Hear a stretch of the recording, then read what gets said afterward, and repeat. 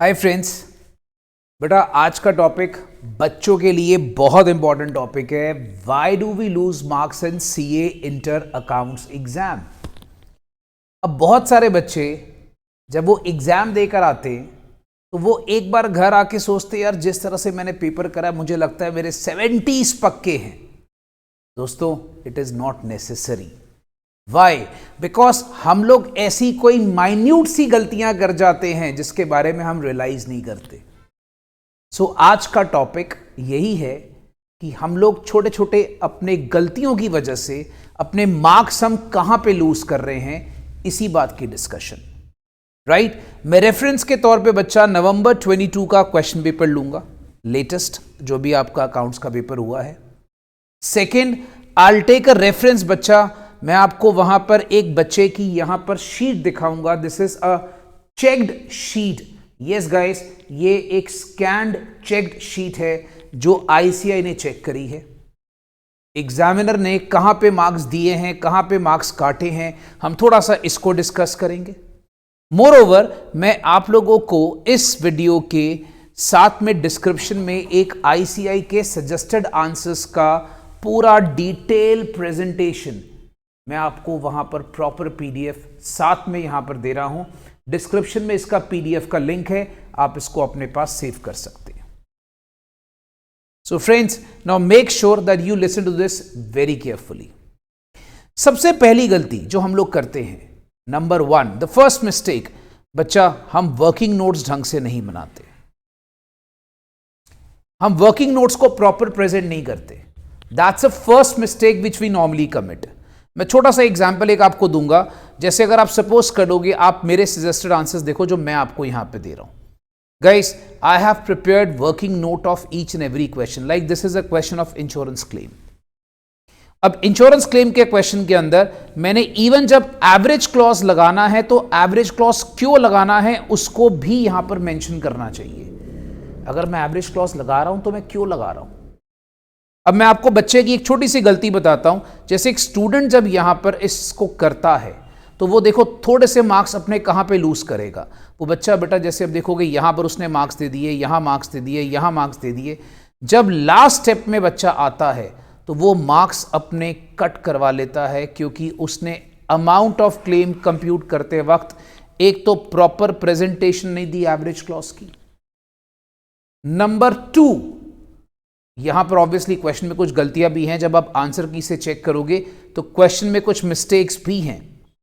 जैसे for example एक छोटी सी मिस्टेक मैं बच्चे की बता रहा हूं। एडवर्टीजमेंट का एक वहां पर पर्टिकुलर पॉइंट था जो परचेजेस से लेस करना था, बच्चे ने नहीं करा।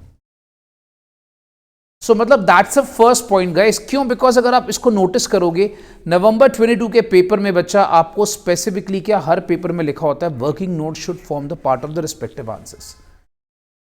So guys, working note presentation is very very necessary. मैं आपको यहां पर बच्चा एक बार और एक चीज दिखाऊंगा। जैसे फॉर एग्जांपल अगर आप देखते हो सजेस्टेड आंसर्स जो मैंने आपके लिए बनाए हैं, मैंने यहां पर जैसे इन्वेस्टमेंट का बनाया तो इन्वेस्टमेंट का एक एक वर्किंग नोट मैंने प्रॉपर्ली मेंशन करा है।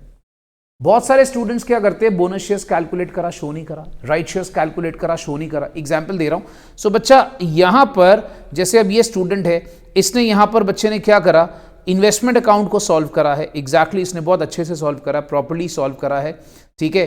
बट अगर आप देखोगे जब उसने लास्ट में यहां पर बैलेंसेस निकाले, पर ये बैलेंसेस किसके हैं, ये कैलकुलेशन किस चीज की है, this is not shown. So you gonna lose marks for all these mistakes.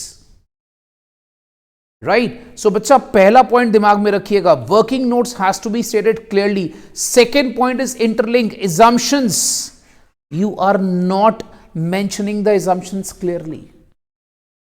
That's a basic point because we lose marks for all these. हम assumptions को properly mention नहीं करते। assumptions को properly clearly state करना बहुत ज्यादा जरूरी है। Moreover, minute details को कई बार हम ignore कर जाते हैं। like हम dates mention नहीं करते। मैं आपको एक और छोटा सा एग्जाम्पल दूंगा इसका। अब जैसे फॉर एग्जाम्पल एक स्टूडेंट का डिबेंचर का क्वेश्चन है। अब डिबेंचर के क्वेश्चन ने उसने क्या करा, जनरल रिजर्व को सारे अमाउंट को एक साथ 31 मार्च को ट्रांसफर कर दिया। आप आंसर की में देखोगे, आंसर की इज अटैच्ड आपके पास। जब मैंने आंसर की इसकी बनाई बेटा डिबेंचर के क्वेश्चन में आपको थोड़ा सा रेफरेंस ले रहा हूं बिकॉज ये थोड़ा सा बच्चे की सजेस्टेड आंसर्स और मैंने इसका कंपैरिजन करके दिखाना जरूरी कि बच्चा क्या करा और करना क्या चाहिए, राइट। अब जैसे फॉर एग्जाम्पल दोस्तों डिबेंचर का क्वेश्चन मैं आपको बताता हूं। डिबेंचर के क्वेश्चन में आप देखोगे जब डीआरआर ट्रांसफर करते हैं जनरल रिजर्व में 31 मई को पहले एक ट्रांसफर करना था, उसके बाद 31 मार्च को करना था, तो these dates are not mention by the student due to which students lose marks. So बच्चा ये छोटी छोटी गलतियां होती हैं जिसकी वजह से स्टूडेंट मार्क्स यहां पर लूज कर जाता है। सो मैं बच्चों को रेकमेंड करूंगा इन गलतियों को रेफरेंस लेना है नवंबर 22 के पेपर में और आगे इसको हमने नहीं करना, so that we can claim exemption in accounts because accounts is such a subject जिसमें exemption लानी बहुत easy होती है। दोस्तों हमारा जो next point है एक हमारी होती है neatness। yes, neatness because if you present the paper with lot of cutting that leads to bad impression। मैं थोड़ा सा बच्चे का बेटा पेपर फिर से रेफरेंस के तौर पे लूंगा। If you check out this particular paper, बच्चे ने जब आगे क्वेश्चन करा है, मैं आपको एक क्वेश्चन दिखाता हूं बच्चे ने करा है। दोस्तों इस क्वेश्चन को ध्यान से देखिएगा, मतलब एक बच्चे को उसके मार्क्स तो मिले हैं बट एक्चुअली में इसके इंप्रेशन जो है एग्जामिनर पे खराब हो जाते हैं। You can see the cuttings, I hope you can see the cuttings. तो गाइज यहां पर इतनी ज्यादा कटिंग्स हैं जिसकी वजह से you are going to lose impression on the examiner. अब यहां पर क्या होगा, एग्जामिनर आपका इसमें तो मार्क्स दे देगा बट आगे कहीं ना कहीं काट देता है। सो बच्चा ये पॉइंट नोटिस करने वाले हैं। इसको नॉर्मली हम लोग ये छोटे छोटे फैक्टर्स को इग्नोर करते हैं। Please try and avoid these cuttings and bad hand writing. Present your paper in a very good manner.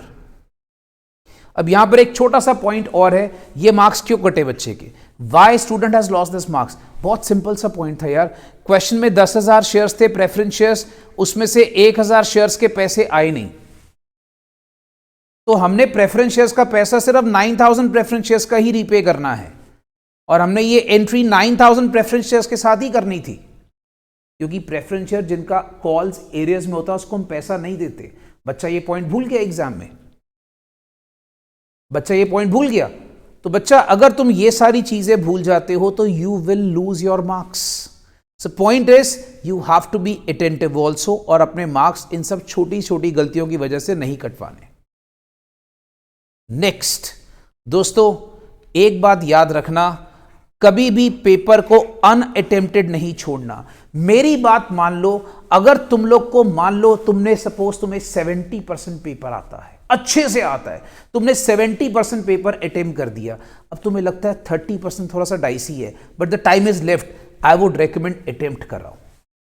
कहते हैं ना something is better than nothing. So दोस्तों कोई भी क्वेश्चन 100 मार्क्स का अगर आप पूरा पेपर अटेम्प्ट करते हो, कोई भी पेपर आप 100 मार्क्स का अटेम्प्ट करते हो, even if you have attempted that particular question for 30% of the paper, suppose आपने attempt करा है just by the fluke, but you never know, you will score in that particular part। अब मैं आपको दिखाता हूं, जैसे दोबारा से एक रेफरेंस लूंगा इसी बच्चे की शीट पे। अगर आप देखोगे बच्चे ने फाइनल अकाउंट्स का जब क्वेश्चन करा था, फाइनेंशियल स्टेटमेंट ऑफ कंपनीज का, तो बच्चा उसने क्या करा, क्वेश्चन करके इसको लास्ट में पूरा क्रॉस कर दिया। You can see the cross, it is made by a बच्चा स्टूडेंट। तो भाई साहब उन्होंने भी क्रॉस कर दिया। वो कहते तू क्या क्रॉस करेगा, हम तेरे से बड़ा क्रॉस करेंगे।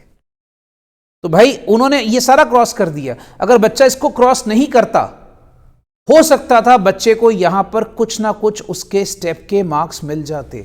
फॉर एग्जाम्पल प्लांट मशीनरी की कैलकुलेशन राइट होती है यार, एक मिलता आधा मिलता, कुछ ना कुछ तो मिल सकता है।